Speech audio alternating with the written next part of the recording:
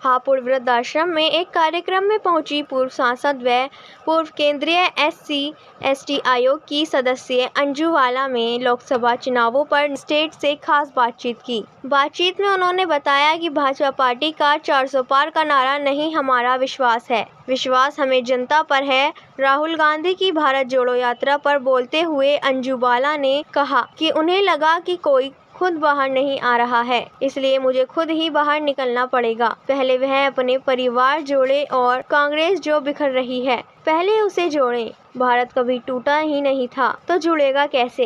भारत तो एक है। अरविंद केजरीवाल के जेल जाने पर बोली पूर्व सांसद की प्रधानमंत्री नरेंद्र मोदी का कहना है कि ना मैं खाऊंगा और ना ही खाने दूंगा और खाने वालों को मैं छोड़ूंगा नहीं, उनके लिए जेल है और उन्होंने वही किया जो भ्रष्टाचार करेगा। उनके लिए जेल ही बनी है, उन्हें वही रहना चाहिए। उन्होंने कहा कि अरविंद केजरीवाल भी भ्रष्टाचार में लिप्त हैं। बीजेपी इस बार लोकसभा चुनावों में 400 पार का लक्ष्य ही नहीं, विश्वास है और जनता हमें पूरा आशीर्वाद देगी।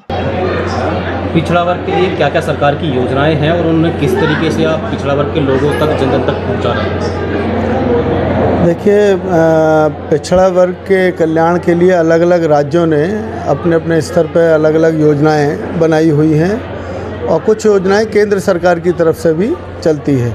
कुछ योजनाएं ऐसी हैं जिसको राज्य और केंद्र सरकार मिलकर करती है, जिसमें केंद्र सरकार भी उसका पोषण करता है और कुछ हिस्सा उसमें राज्य सरकारों का भी होता है। और ऐसी तमाम योजनाएं अलग अलग राज्यों में चल रही हैं, भिन्न भिन्न नामों से चल रही हैं। कुछ योजनाएं एक राज्य में किसी नाम से है, वो दूसरे राज्य में दूसरे नाम से है। ख़ास तौर से उसमें जैसे बालिकाओं का छात्रावास या छात्रों के लिए आवास की व्यवस्था, शिक्षा, उनका फ़ीस देना और वित्त निगम के द्वारा पिछड़े वर्ग के लोगों को व्यवसाय करने के लिए सस्ती दर पर कर्ज उपलब्ध कराना, ऐसी अनेक योजनाएं केंद्र सरकार और राज्य सरकारों के द्वारा चल रही हैं। और पिछड़ा वर्ग आयोग समय समय पर उन योजनाओं की समीक्षा करता है। राज्य सरकार के जो भी कार्य हैं सरकारी विभागों में, जो पिछड़े वर्गों के लिए समायोजन उचित प्रकार से हो रहा है कि नहीं, उनकी पदोन्नति उचित प्रकार से हो रही है कि नहीं, उनके संग कोई अन्याय तो नहीं है। यहाँ पिछड़े वर्ग के नागरिकों के साथ कोई अन्याय कहीं अगर होता है तो पिछड़ा वर्ग आयोग, चाहे वो राज्य सरकार के स्तर पर हो या केंद्र सरकार के स्तर पर, उचित कार्रवाई उचित समय पर करता है। आप उत्तर प्रदेश में हैं, लोकसभा चुनावों का माहौल चल रहा है जी, तो क्या आपको लगता है कि पिछड़ा वर्ग जो है वो बीजेपी के कितने साथ होगा और कितनी योजनाओं का वो लाभ उठा रहा है, उनका कितना लाभ बीजेपी को मिल सकता है? देखिए, एक बात कहने में मुझे कोई संकोच नहीं है कि आज़ादी के इतने वर्षों के बाद पहली बार अगर कोई पिछड़े वर्गों की सुध ले रहा है, पिछड़े वर्गों को कोई पूछ रहा है, तो ये मोदी सरकार यहाँ पूछ रही है। पहली बार पिछड़ा वर्ग आयोग को संवैधानिक दर्जा दिया गया, जबकि इसकी मांग बहुत ही लंबे समय से थी, लेकिन संवैधानिक दर्जा पहली बार पिछड़े वर्ग आयोग को मोदी सरकार ने दिया। केंद्र सरकार में पिछड़े वर्गों के से आने वाले मंत्रियों का इतना अनुपात पहले कभी नहीं था आज़ादी के बाद, जितना इस सरकार में है। तो पिछड़े वर्गों की सुनवाई ज़रूर इस सरकार में हो रही है, इसमें तो कहने में मुझे कोई संकोच नहीं है। माननीय प्रधानमंत्री जी स्वयं पिछड़े वर्ग से आते हैं और पिछड़ों, दलितों, शोषितों और उच्च वर्ग के भी गरीबों को, मूल रूप से जो समाज में ऐसा तबका जो वंचित तबका हम जिसको कहते हैं, उसकी चिंता करने वाले प्रधानमंत्री जी हैं। ये पूरा देश देख रहा है, इसमें कोई कहने में सब कितना फ़ायदा होगा बीजेपी पार्टी को पिछड़े वर्ग? मैं किसी पार्टी के संदर्भ में कोई बातचीत नहीं करना चाहता हूं। बस मैं एक बात ज़रूर कह रहा हूं आपसे स्पष्ट रूप से कि ये सरकार ज़रूर पिछड़े वर्गों के लिए बहुत कर रही है और जनता समझदार है, वो स्वयं देखेगी जिस वर्ग के लिए किसने लाभ दिया है वो उस वर्ग सरकार को। सरकार फिर से आ रही है। मैंने आपसे कहा बड़े स्पष्ट रूप में कि जनता समझदार है, लोकतंत्र का पर्व है और कौन किस सरकार ने जनता अभी सबसे ज़्यादा किया है, जनता उसको देख रही है, तो निश्चित रूप से उसको लाभ तो मिलता ही है जो सरकार करती है। पिछड़े वर्ग के लोगों का जो उत्पीड़न है, उन लोगों तक आप किस तरीके से सहायता पहुंचाते हैं और किस तरीके से वो आपसे कॉन्टैक्ट कर सकते हैं? देखिए, पिछड़ा वर्ग आयोग की जो साइट होती है, आजकल तो डिजिटल का ज़माना है, अगर कोई ईमेल से भी हमें शिकायत करता है, कोई व्हाट्सएप से हमें शिकायत करता है, तो या कोई उपस्थित होकर प्रार्थना पत्र देता है, तो उसी का हम संज्ञान लेके वो उसमें कार्रवाई करते ही करते हैं। पीछे देखा गया कि उत्तराखंड में एक जो है इंश्योरेंस यूनियन के हैं मलिक हैं, उनको उत्पीड़न हुआ और उन्होंने काफ़ी गुहार लगाई, तो उसमें कोई देखिए, उत्तराखंड से कि आप जो घटना कर रही हैं, देश में कहीं भी कोई घटना हो, मूलतः आदमी अगर हमसे अप्रोच करता है, जो भी पीड़ित पक्ष है वो हमारे पास आता है, तो उसके लिए निश्चित रूप से कार्रवाई की जाती है, ये सोचे बिना कि ये किस राज्य से है, किससे संबंधित है, क्या है। हमारा काम केवल और केवल पिछड़ा वर्ग के लोगों के आने वाली समस्याओं के निराकरण का प्रयास करना है, और उसमें हमें बहुत सफलता भी मिलती है। अब कोई व्यक्ति अगर हम तक नहीं आ रहा है तो उसे आना तो उसे ही पड़ेगा।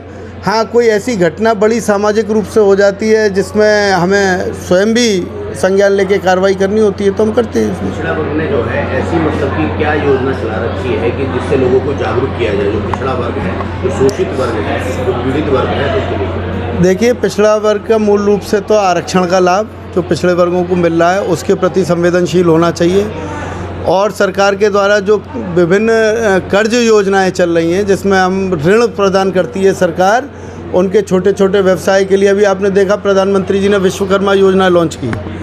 ऐसी 18 जातियां जिनको कभी कोई जिसकी तरफ किसी ने नहीं देखा, उनके लाभ के लिए कि उनका व्यवसाय कैसे आगे हो, व्यवसाय कैसे व्यवस्थित रूप से बने, उनको सस्ती दर पर कर्ज उपलब्ध कराना, और यदि वो पहला कर्ज वापस कर देते हैं तो दूसरा और डबल होकर कर्ज मिलना, उसकी और सस्ती दरों पे मिलना।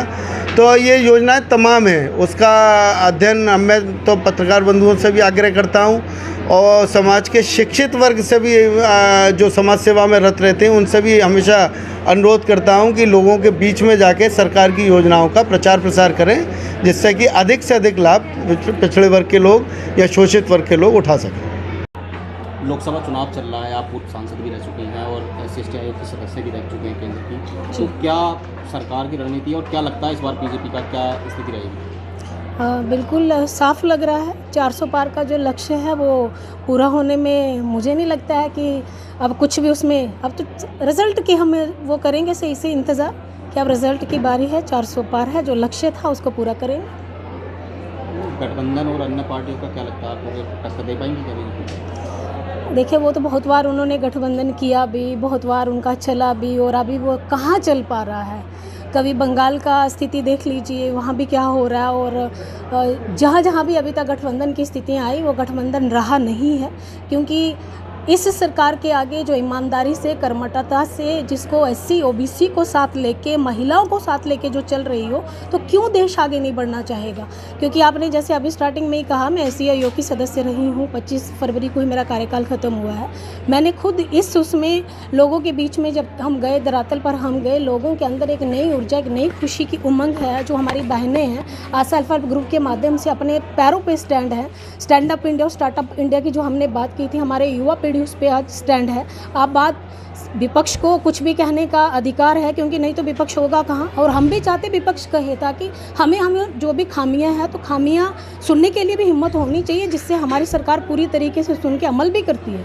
और हम लोग दिन प्रतिदिन हर चीज़ में आगे बढ़ रहे हैं। देश में जनता हमें देख रही है, जनता भारतीय जनता पार्टी को मान रही है, सम्मान कर रही है, और इसीलिए जो लक्ष्य प्रधानमंत्री जी ने, जो हमारी पार्टी ने मिलकर देखा कि 400 पार है, उसमें कहीं भी कोई गुरेज नहीं है कि वो 400 पार होगा और हमारी सरकार पुनः तीसरी बार। कांग्रेस के राहुल गांधी की जो भारत जोड़ो यात्रा थी, उसका यूपी में कितना प्रभाव पड़ेगा या पूरे देश में कितना प्रभाव पड़ेगा, कितनी सीटें लगता है कि आप कौन किया जाए? देखिए, पहले तो वो अपनी पार्टी को ही फ़िलहाल जोड़ लें, क्योंकि जो वो भारत जोड़ो यात्रा पे निकले, हमारी एक राय है कि वो पहले अपने ही परिवार को जोड़े, अपनी ही पार्टी को जोड़ने का काम करें, तो दूसरी वो फिर उसके बारे में सोचने का काम करें। क्योंकि अभी जितना हम देख रहे हैं, एक जगह से गुजरते हैं तो दूसरी जगह से टूटने की खबर आ जाती है। वो कहते हैं मैं तो युवाओं के साथ मिलके चल रहा हूँ, और वहीं पता चलता है अगले दिन वो युवा कहाँ पे भिन्नता से अलग हो रहा है। तो ये ज़रूरी नहीं है कि उनकी सोच में और दूसरे की सोच में वो भिन्नता दिख रही है, और ये सीधा साफ सुथरा उनको भी नज़र आ रहा है। लेकिन पार्टी का स्तर को बचाए रखना है, उनको रखना है कि हम भी हैं। तो वो कहीं ना कहीं मुझे लगता है एक समय आने ही वाला है कि सिर्फ एक ही पार्टी रहने वाली है, और 400 पार के लक्ष्य के साथ माननीय प्रधानमंत्री जी फिर प्रधानमंत्री बनने जा रहे हैं। विपक्ष टेंट दे रहा है और जो सत्ता पक्ष है वो पेंट कर रहा है, और उसके बाद जितने भी जो मतलब कि भ्रष्टाचार में लिप्त है नेता, आज वो भाजपा को ज्वाइन कर रहे हैं। तो इस पे जो आप नेत्री हैं भाजपा की, तो आप इस पर क्या कहना चाहेंगे? देखिए, उनके भ्रष्टाचार कहाँ वो सिद्ध हो पा रहे हैं, सिद्ध होंगे तो उसमें सोचा जाएगा, अभी तक तो सिद्ध नहीं हुए हैं। और बाकी उनको सोच अच्छी लग रही है, भारतीय जनता पार्टी की नीति अच्छी लग रही है, भारतीय जनता पार्टी जो कार्य कर रही है, लोगों को जोड़ने का काम कर रही है, तो वो खुद ब खुद जब सामने से आके आना चाह रहा है और हमारे एक जो परिवार अच्छा होता है उस परिवार में उनको लगता है कि इस परिवार में मुझे भी अच्छा संरक्षण मिलेगा, जब मेरे इस परिवार में जाने से मेरे भी संस्कार और अच्छे हो जाएंगे, तो क्यों नहीं चाहेगा कि सामने वाला भी उस परिवार को अपनाना। तो अगर वो आ रहे हैं उनका स्वागत है। बाकी भ्रष्टाचार अभी सिद्ध हुए नहीं है और उसमें हम ज़्यादा ये नहीं कह सकते, वो तो विपक्ष है, विपक्ष का काम है कहना, वो तो एक नहीं 100 बातें कहेगा। विपक्ष ये क्यों नहीं कहता है संदेश खाली में जब घटना हो जाती है, छोटी छोटी बच्चियों को उठा के लेके चले जाते हैं, जहाँ हमारी बहनें अभी शादी करके आती हैं, शादी करने के बाद पहले ही दिन उनको शेख जहाँ जैसे लोग उठा के लेके जाते हैं, उनकी टीम उठा के लेके जाती है, रेप करती है, और उसके बाद उन पर ना कोई रेप की घटना का कोई ना हत्या का कोई केस दर्ज होता है, लेकिन कमीशन इंटरफेयर करता है, कमीशन जाता है जब उन महिलाओं से मिलता है, उसके बाद वो केस ओपन होता है, तो विपक्ष उसकी तरफ ध्यान नहीं देता है, लेकिन जो अच्छे काम है उसकी तरफ उनको खबर आ रही है। तो हम चाहते हैं अपने गिरेबान में झांक के आप देखें, और अच्छे कार्य करने वाले को हर कोई पसंद करता है, इसीलिए देश में प्राथमिकता में, वर्ल्ड में प्राथमिकता में हमारे देश के प्रधानमंत्री हैं, और आने वाले समय में फिर कहेंगे कि 400 पार का लक्ष्य पार हो। दिल्ली में आम आदमी पार्टी ने का जो आंदोलन चल रहा है, जो इस बार 7 सीटें हैं, तो लग रहा है कि बहुत ज़्यादा सिर में दर्द भाजपा के जो है आम आदमी पार्टी केजरीवाल ने कर रखा है, इस पर क्या कहेंगे? बिल्कुल भी नहीं। जो गलती करेगा वो जेल में ज़रूर जाएगा, उन्होंने गलती की है तो उसकी सज़ा उनको मिलेगी। कितनी सीट मानने वाली है वहाँ? 7 में से 7 की 7 भारतीय जनता पार्टी।